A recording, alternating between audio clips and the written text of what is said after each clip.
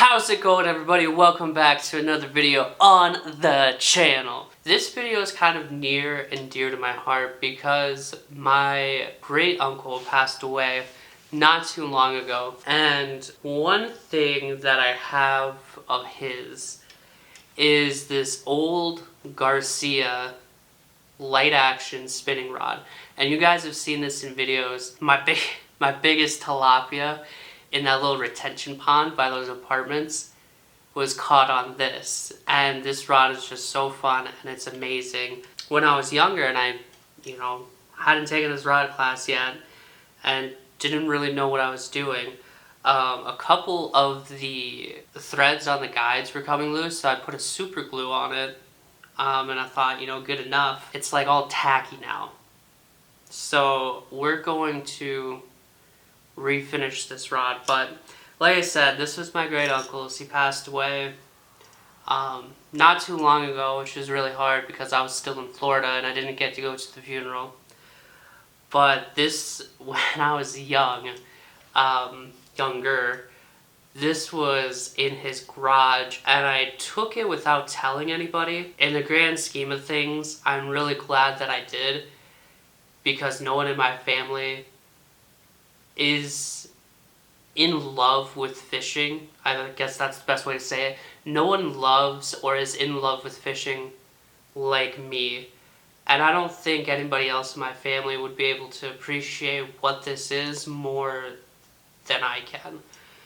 And I think that it'd be a great tribute to my uncle is if we redid this. So I'm very curious. I don't know how these old rods were made, but I'm gonna just roll it and see. Huh. Okay, so I'm bending the rod right now and I'm trying to find the spine of the rod, that locking point. So I got it bent up here pretty good and I'm rolling it. There's one. There it is. So this rod is not built on spine at all. So it's probably 45 degrees off. So what I'm going to do is I'm going to take my China marker here and I'm going to mark that spline, because we'll get this rod on spline and it's just going to perform even better than what it does. Instead of restoring it, I'm going to rebuild it. So I'm going to take it down to the blank. But I want to keep a couple of the same themes. So this gold trim that they painted on, I'm going to go ahead and I'm going to do a yellow and gold decorative wraps. But I'm going to make this rod how I would like to make this rod. So here's what I'm thinking. I'm going to do new guides, just because guides are inexpensive, relatively. So I'm going to do new guides, a new tip, and instead of this full length cork grip, what I prefer is split grip. So I'm going to do a new reel seat, split grips, and then I'm going to have I'm going to paint on a little dedication. It's going to say my uncle's name and stuff like that. That's going to get epoxied over, do a decorative wrap with that. I'm going to build this rod how I want to do it. What's going to be the best for me, and just keep using it and keep it in good condition and then pass it down later on. Like I said, I'm very happy that I got this rod because I think that I'm the only one who would really be able to appreciate it, and it's a tool. I'm going to still continue to use it. I brought this down to Florida with me and was catching fish with it, and it was amazing. So the game plan right now is, since I don't have all those other components in, I'm going to strip off the guides right now. I took down measurements of everything because that's going to help once stuff starts to come in. So with this tip, I'm not sure that was perfect. That was literally perfect. So with that, oh my gosh, now I'm making a mess with that tip. That was just glued in. Oh, that couldn't have worked out any better. Like literally, that was perfect. I just heated it up with the lighter. And now, no tip. Okay, so like I said, that was literally perfect. We just heated up and it was just glued on. And we just took that tip right off. So we're just gonna make our way down, and I have this rubbing alcohol. The mudhole instructors, they recommended 91%. And when I tested this out on one of the Pharrells, I think that's what they're called. Like, correct me if I'm wrong. I could be just saying it wrong, like literally this whole time. It worked so well. And then one thing I noticed too is when I went to like clean this blank off a little bit, this blank is painted. So it took a little bit of the paint off, like stripped a little bit off, but like nothing really noticeable because I caught it right away. So I'm literally gonna take some of this rubbing alcohol and I'm gonna go over the blank after with water just to make sure all of this rubbing alcohol is off, just so it's not sitting on that paint, and the next thing you know, I just got, you know, be all patchy or whatnot. So let's go to the tip, let's get all this glue off. The paint that they used for, I don't know what they used to paint on these like yellow bands, but they literally would not come off. Alright, so we got most of that glue off. And then I'm just going to rub this right where these threads are, right where it's glued, and just on that, because then the glue is going to start to come off. And then I can like get find where the end of this like guide thread is, and I'm just gonna peel that off like that. Because I don't know like what they used, if they just like wrapped the guides and like maybe put like a little bit of glue. They definitely like didn't epoxy this on. So I'm like not sure at all like what they used when this rod was originally built. And I also got a razor blade here, just from this box cutter. But I want to make a cut right where this guide foot is, right here, right where that thread comes up. And again, one, not to cut my fingers, but two, not to cut into the rod blade either. I just want to cut that thread just to start to get it unwound. Oh, perfect. So, see, I made that cut and this thread's coming up. And I can literally just unravel this now. So I have where that thread is coming up, and hey, I take my razor blade out again. Well, I'm gonna get back to you guys once I got all these guides off, because obviously it's gonna take a little bit. So I have all the guides stripped off. Here, let me show you this one, because I can see it's kind of crusty looking. But I have all the guides stripped off, and the good thing about this being paint is I know that guide is going to go right in the center of it. Plus I got it measured out, so it's going to be great.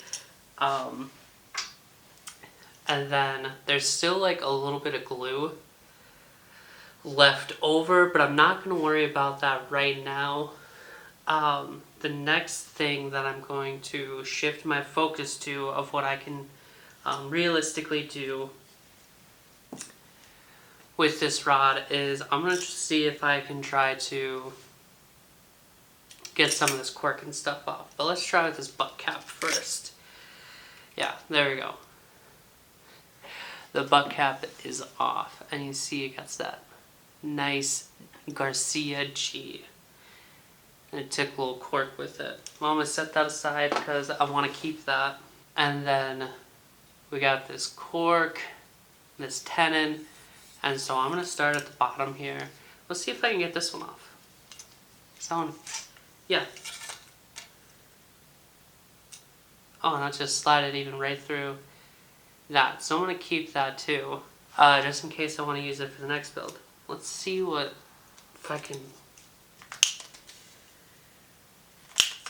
twist this cork off. No, it doesn't sound like it. I don't want to break the rod either. So literally, what I have to do is just, God, this rod is like so much lighter even just without those plastic bits on it, and then without these guides. These guides are literally, these guides are so heavy. We're going to build like such, this rod is going to be so great after. This is going to be a trout catching machine after I get done with it. And I'm so excited. I have some like fantastic ideas for like this memorial too. So let's start at the bottom here, and literally I'm just going to start cutting chunks of cork out. I grabbed my pocket knife because this is sharp and like honestly like a lot sturdier than that box cutter.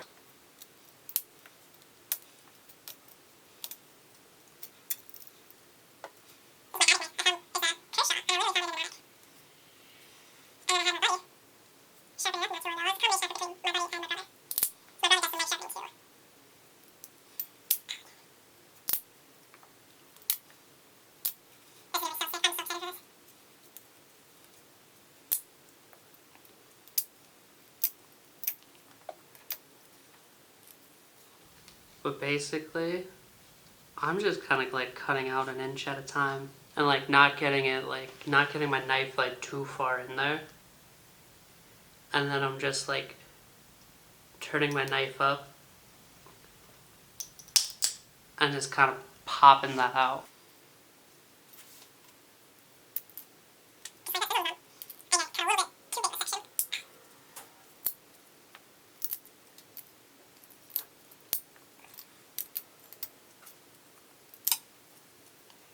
Cut the grips off. So now we just have a real seat, and then it's just a matter of cleaning that up right there. But like you could see with this one, and like looking, I don't know if this is like, here, let me get a good section here to show. I don't know if that's like the color of the blank, because you have that and then obviously it's a lot brighter. So you have this color. So I have a couple ideas. If once I like sand this out, I don't think I'll be able to keep I don't think that color will stay. But since it's going to be split grips,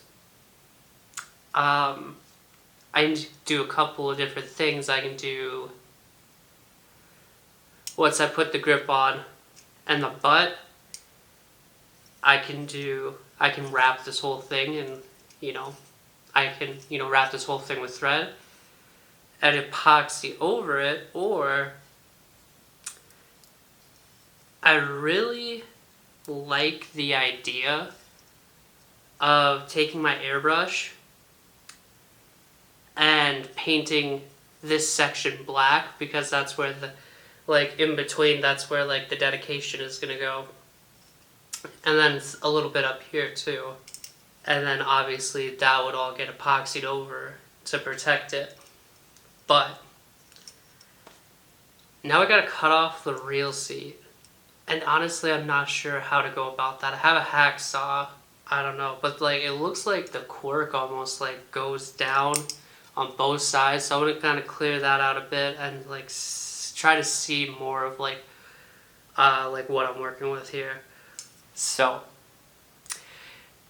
I was like, I'm just gonna go for it with this real C. So I'm like, I'm just gonna go for it. So I just started going at it with the tin snips. And on this old rod, instead of tape arbors, it looks like it is just all the way through corks. So I took my tin snips, you can see right there, and I started cutting. And you can see there's cork right there. Didn't take off the spinning part, so we'll see how that goes.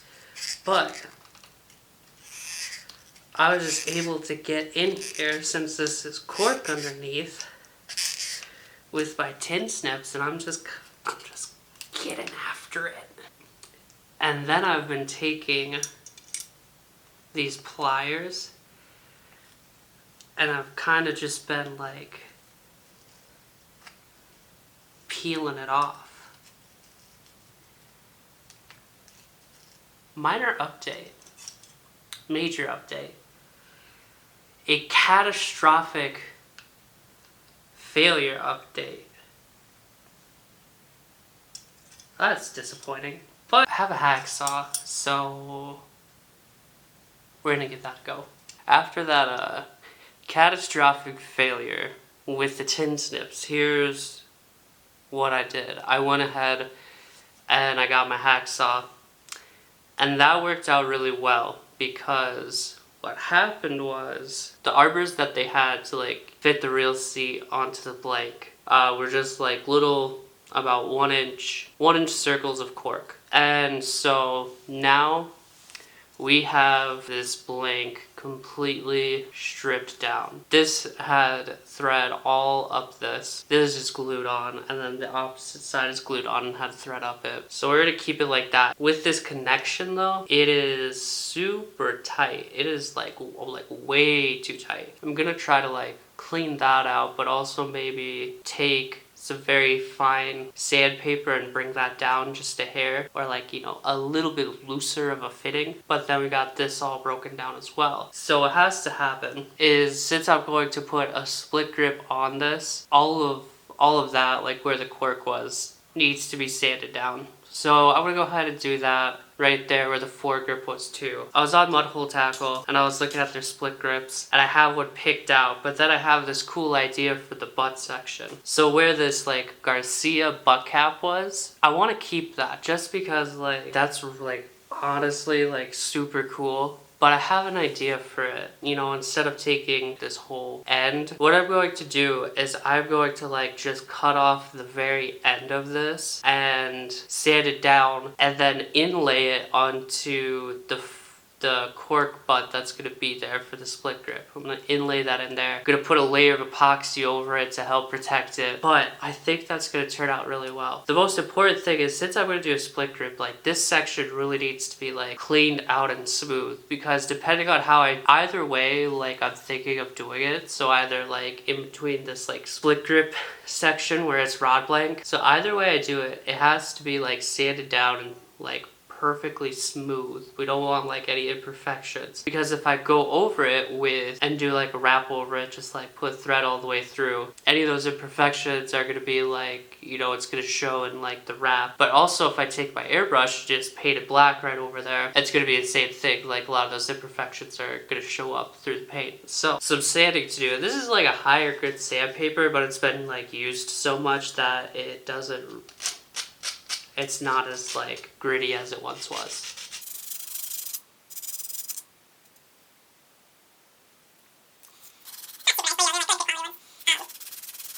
So what I'm going to try to do, I have some paper towels here. I'm going to try to take this, I'm going to try to take some rubbing alcohol onto this section here, this back butt section. And we're going to see what that does. I'm going to go ahead and take my razor blade, and I'm going to see if I can like scrape more of this off, because you know this has like epoxy and that cork on it.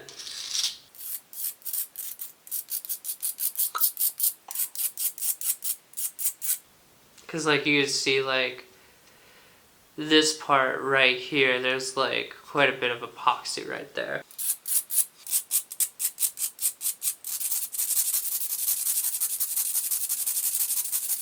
continuing on with this rod build, I got my mud hole tackle order in, and I got the components to rebuild. But I got my order in. The only thing that I wasn't able to get that I needed from mud hole was this cork seal. I had to order this through another company. Mudhole's not sponsored, but I took the rod building class and I really liked it, and I recommend it.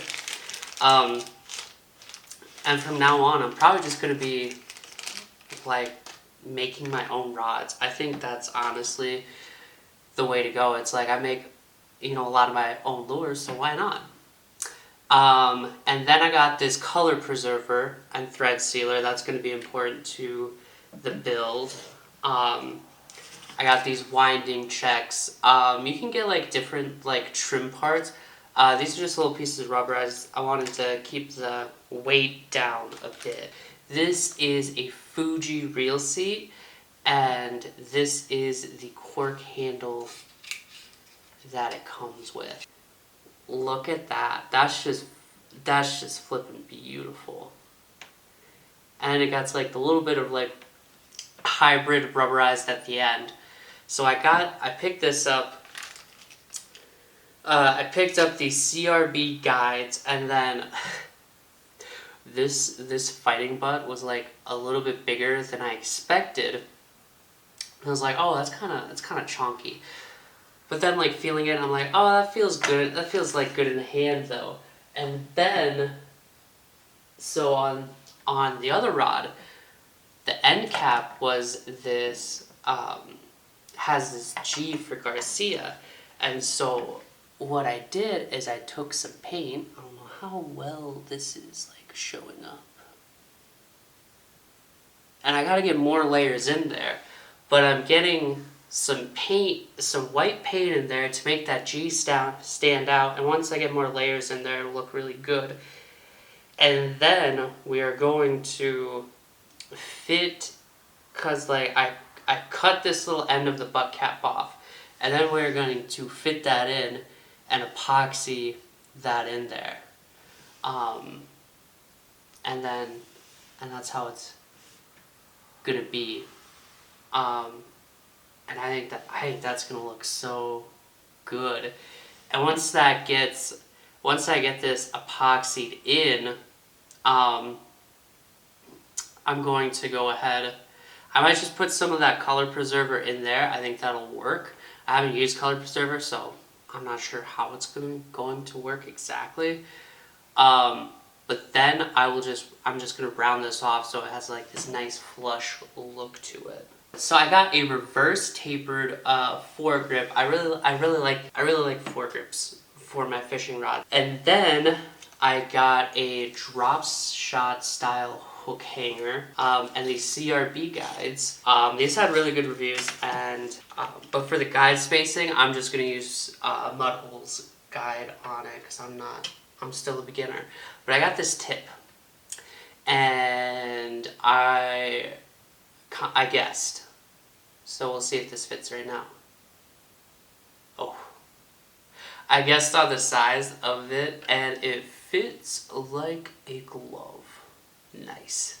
Alright, so our first couple of steps here: find the spine, mark the spine, and then we are going to get everything measured out for the handle assembly, but we'll get this all measured out. I had to look this up, but apparently to find the spine on a two-piece rod, it's literally the same. You just give a good bend to it. So we spined the first piece, we're going to spine the second piece.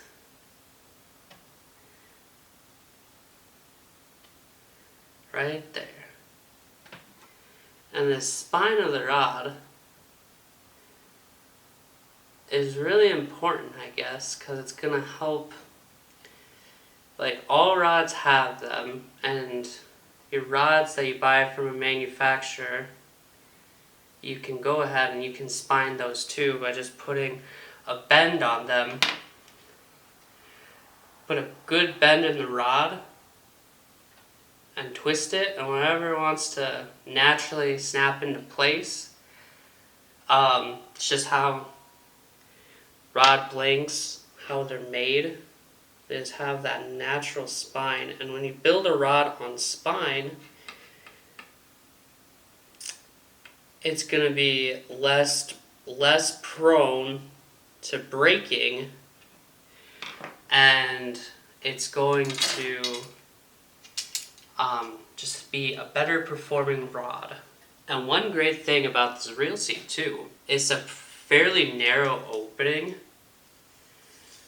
and so these tape arbors, I won't have to build them up that much. I'm going to take my reamer and I gotta ream these grips out. So I'm gonna get all these reamed out so they fit.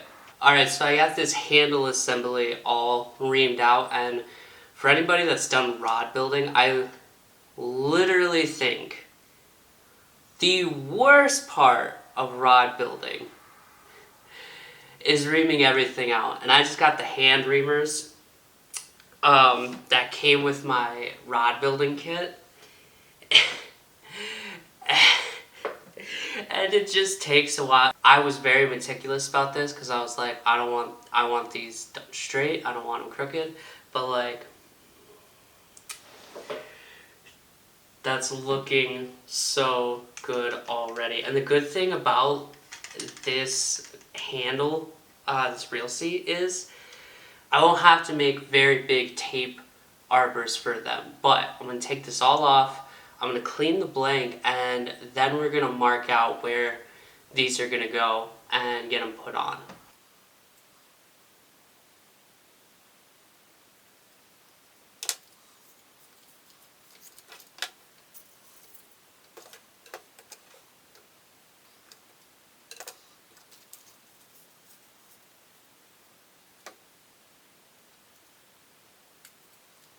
Alright, grips reamed out. The next thing that I have to do, and I took this back piece and I got that all filled in, and then I hit it with some color preserver and it looks really good now. My next step here is I'm gonna make some tape arbors, which I've never done before. But I went ahead and marked out where the reel seat is going to sit. So it's going to sit in between these two marks that I made. And I'm going to make arbors a little bit back from them. And I'm just going to make 2.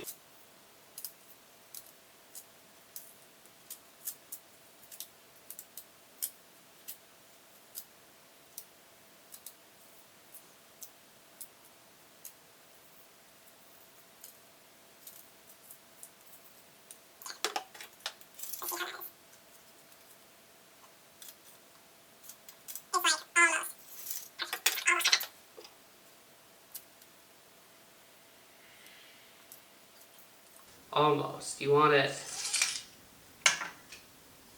snug. But I also want it to fit.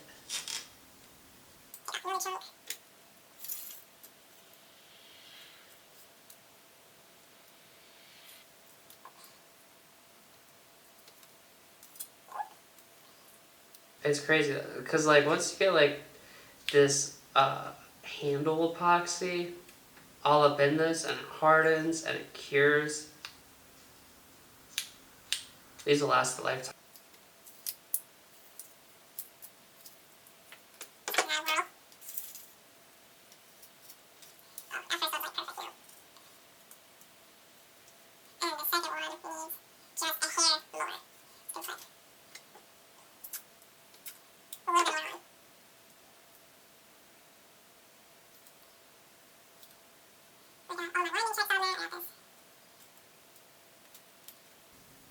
Alright.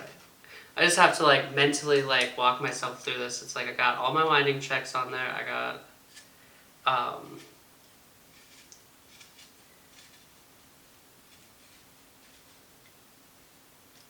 all my marks for that. This is done. I gotta put the winding check on the. I was like trying to like talk this out. So I like make sure I have everything and in the right order that it should be. I almost lined that up. I almost lined, because you're gonna line with the spinning reel, with that spine, how I was bending it, it snapped in place. I marked where it snapped in place on the inside, because your guides are gonna go on the underside. And your reel seat, because your reel is gonna be right here underneath as well. So it's gonna be underneath. And then, yeah, I think honestly we can mix up this pro paste and we can get this handle all assembled. So I'm gonna mix up this pro paste, I'm gonna put the handle all together, and then we'll check back in.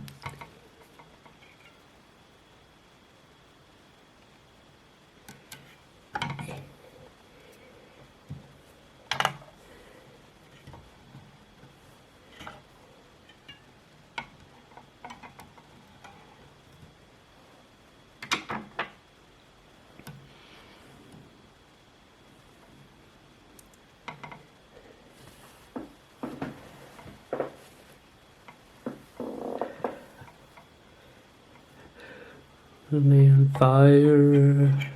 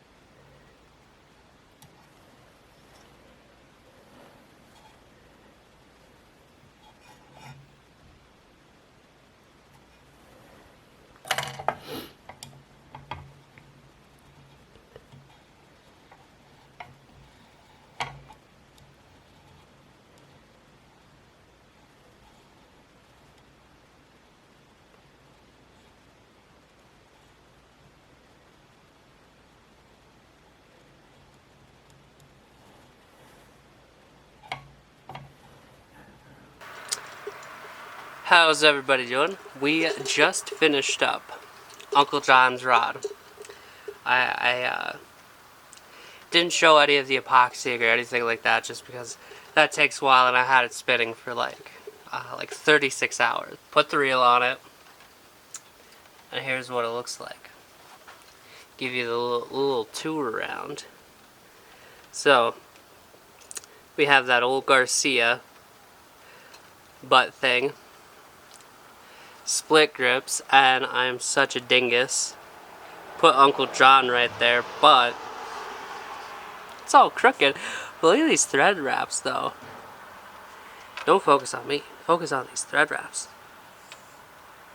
Inlaid some thread in there, and then got some cork seal on these as well. And that when putting this in, it kind of left like a weird ring right there. So I don't know what that's about, but I don't mind. Got my reel on. It's foregrip, drop shot hook hanger, inlaid some gold thread into that black as well.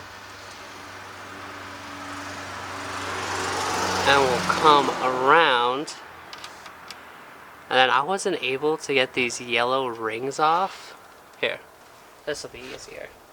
Since I have limited space, I'm just going to take it apart. Alright, so I wasn't able to get these yellow rings off. I don't know what that's about. But got a wrap right here. Got gold thread inlaid right there. And then with this build, there is way more guides. So we went from like 4 plus the tip to 1, 2, 3, 4, 5, 6, 7, 8, 9, 10 plus the tip guides. So with this, since there's more guides, there's more thread, there's a lot of epoxy on it. One thing with this rod now is like the action was affected just a hair. It's definitely not as whippy, but I do appreciate that it's not as whippy. It doesn't bother me too much. Only a couple spots right here where I kind of messed up a little by not paying attention when it was drying. I wiped a little bit and then I walked away. So like right there, if it'll focus, you can see there's a little bit of epoxy. This towards the end. This always happens towards the end. A little bit of epoxy overrun. But I am not too worried about that at all. Then we'll come down to the second section. Over this Pharrell or whatever, I got this all wrapped up. Blue gold inlay.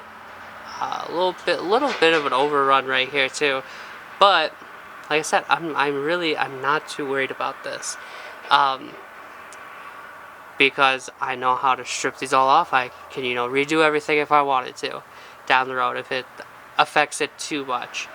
And so how I did this was all of the guides that were bigger, that were all a different size, I put the little gold thread inlay in. And then once they started getting down to this uniform size, they didn't get any. But give you the whole thing here. And then one thing I did, since these parts like put together like super hard, I didn't like want to like mess with them too much because I wasn't sure how to. I just put a little reel grease in there, and that helps a lot. It was like this is not gonna come undone while like even catching like a walleye or catfish. Those two pieces are not gonna come out, but whole thing, gosh, that looks just so good. So good. And then we got the tip. But one thing that I've noticed when I was holding this rod out here, back you up just to here. When I was holding the rod out here, one thing I noticed is I kind of had it up here. Except before with those other guides, the rod was like super tip heavy, and and off spine when I spined it. So now it's on spine, and the weight's a little bit.